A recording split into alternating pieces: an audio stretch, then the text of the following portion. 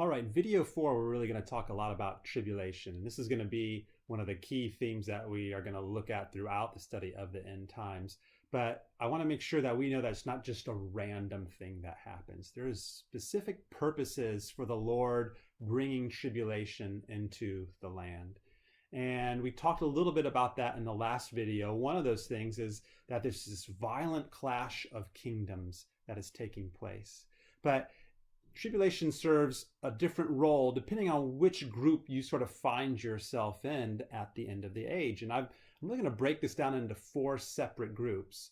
And they're all going to experience tribulation in some form or another. But the purpose of God in that tribulation is different depending on which group that you find yourself in. So again, we talked about the kingdoms of this earth being ruled by Satan, and I would put it like his henchmen as well. There are other demonic principalities and powers that rule on the earth. And we can really know that from a few passages in Scripture, one being in Daniel, where it talks about the prince of Persia and the prince of Egypt. And we know that these are talking about demonic powers and principalities. You know, when Paul talks about, hey, our struggle is not really against flesh and blood, even though it seems like that's what we're fighting against. It's really the powers and the principalities and the rulers, the demonic forces behind those people that we're really struggling with. And it's the same on the earth. The kingdoms of this earth have physical rulers, but behind those rulers are demonic powers of some kind. And it's not, I don't necessarily think it's a one-to-one, like every single city, every single state, every single nation has a demonic principality behind it. I'm sure it's something like that. I don't know exactly how the governing structure of Satan rolls out, but I do believe that big institutions, certain religions have demonic powers that are behind them, and certain nations and rulers obviously do as well. And so when the kingdom of God is coming, the role tribulation plays is one of judgment, destruction, and uprooting. Because those kingdoms aren't going to lay down their arms and accept Jesus as their conqueror. They are going to fight to the end. So the role of tribulation is really the cosmic warfare sort of playing out. And we can see that pretty clearly from, I think, Psalm 2 shows a great example of that being the case. In Psalm 2, it says, "Why do the nations rage and the peoples plot in vain? The kings of this earth set themselves, and the rulers take counsel together against the Lord and against his anointed." I would put it like those kings are the physical, the people, and their rulers are sort of the demonic powers that are behind them.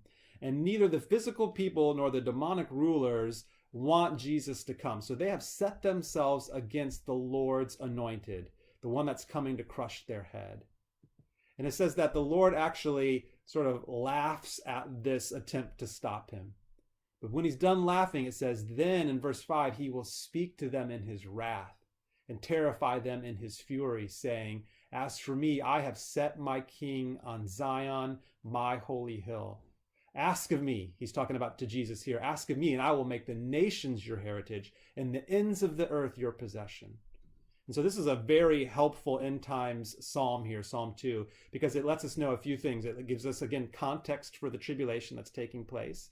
But it also says that when Jesus comes to rule, he is going to rule from a specific place. And that place is Mount Zion, what's called my holy hill. This is the place where in the past the Jews have always had the temple where the presence of God rested and they came to worship him. And Jesus has said, that's the place my king is going to come and rule from. But he's not just going to rule from there over the land of Israel, although that's certainly, I believe, to be the case. From Israel, he is going to spread out his dominion that will include the ends of the earth. He's going to take over every nation eventually, but he's going to start from that particular mountain. And so, according to this psalm, the kings and the rulers will set themselves up against that. Well, if you know anything about that hill, we know that the Jewish temple doesn't exist there anymore because it was destroyed in 70 AD by the Romans. But do you know what's there right now? It is, you can see a picture of it here, it's the Dome of the Rock. That's now considered one of the most holy sites of the religion of Islam. Now, I don't know if the Islamic authorities, the people in the flesh, so to speak, know exactly what they're doing, but I'm certain that the demonic principalities behind Islam, and we're going to hear a lot more about Islam because I think Islam plays a big role in the end times. They knew what they were doing. It's sort of an in your face to God. It's Psalm 2 being played out. Oh, you say that you're going to rule from this hill? Well, let's see you try, because we're actually going to put one of our sites there now. Like I said, it's an in your face to God, and it will not stand, because the Lord laughs at it, and then he moves into wrath and rightly judges these kingdoms and begins to uproot them.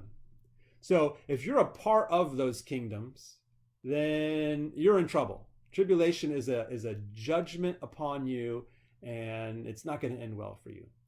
But not everybody is a part of those kingdoms willfully. There are the next group of people that we're going to look at how tribulation plays a role in their life is what I would just call the lost. And the lost would be, I would say it's the Gentile lost. Let's put it that way. So these are the people who were all born in as enemies of God. We're born a part of these kingdoms, but the call has gone out to all of us saying you can switch, just like we talked about in the last video. That's the gospel of the kingdom. Bad news, the kingdom's coming and the king is full of wrath. Good news is that wrath doesn't have to be for you.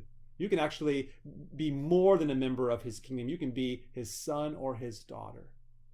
See, the problem is, though, is that the way people are living now, they can actually kind of sometimes carve out a comfortable enough life here on earth as a part of one of these kingdoms that the Lord is going to uproot.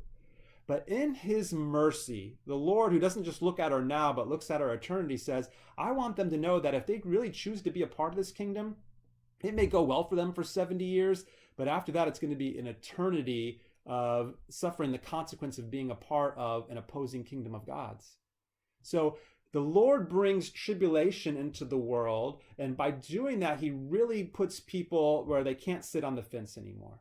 You are in what's called the valley of decision, is the way the holy prophets put it. And so people are going to be able to see that the choices they're making of being a part of one of these kingdoms that oppose the Lord actually leads to a really bad place. It leads to the lake of fire. But in God's mercy, he begins to give them almost like a tribulation becomes a foretaste. It becomes a warning that says, see, it's not really pleasant. You see, being a part of this kingdom, if you maintain this course, look where it's going to lead. Something far worse than a plague. Something far worse than a natural disaster. The ultimate disaster of separation from God in the lake of fire, where the only thing you experience is his wrath. And so tribulation will bring this decision right to the forefront of billions of people. And that's why at this time we're going to have some people that really harden their heart, but we're also going to have the greatest of awakenings, the great revival.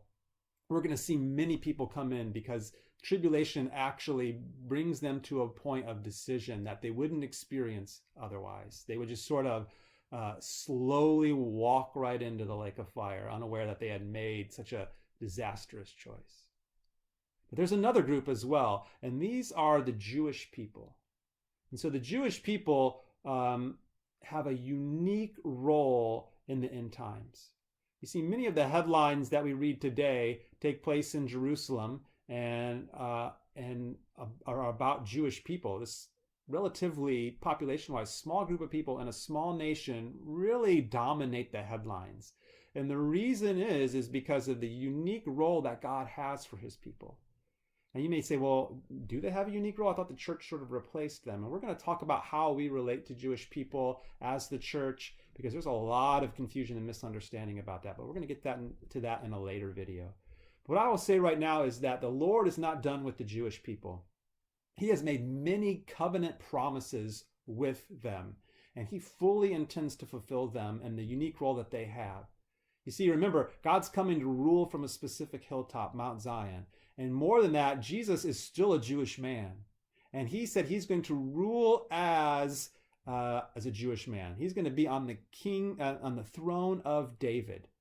And so Israel is supposed to have this unique place. And I like to picture it as a wheel. They are the hub of the wheel. And from God's rulership there, it's going to spoke out into the ends of the earth.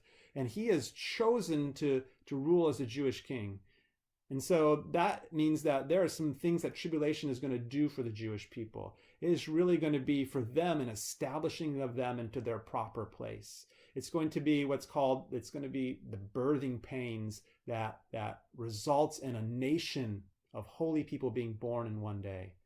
That may be confusing to you right now, but we're going to go into more detail about the Jewish people in some of the upcoming videos. And the final group is the church. And tribulation plays a unique role for us. It's not one of judgment for us, it's one of refining. And so the Lord is going to take his church and turn it into the beautiful bride that he deserves. And tribulation plays a unique role in that refining process. And it also allows us to partner with him and display the glory of God like few other things. We're going to see the unique role that martyrdom has in the life of the church. And we don't want to hear that, but it's an important thing for us to know because it's part of the purpose of God for his church. So depending on which group you're a part of, tribulation plays a role in your life in the end times, but a unique role specific to the group that you find yourself in. Now, as you see with in that last slide there, the church, partnering is a big part of it. So the tribulation is something that will impact every group, but so will the church. And so in this next video, because most people watching this video are a part of the church, I want you not just to think of yourselves, okay, I really only care about group 4 there because I'm a part of that church, and what happens to the Jews or the lost or the kings of the earth really doesn't impact me because I'm a part of a different group. Actually, you play as a partner with God, you play a unique role in tribulation and how the Lord ministers that out. And so in the next video, we really want to take a look at your unique role in the end times.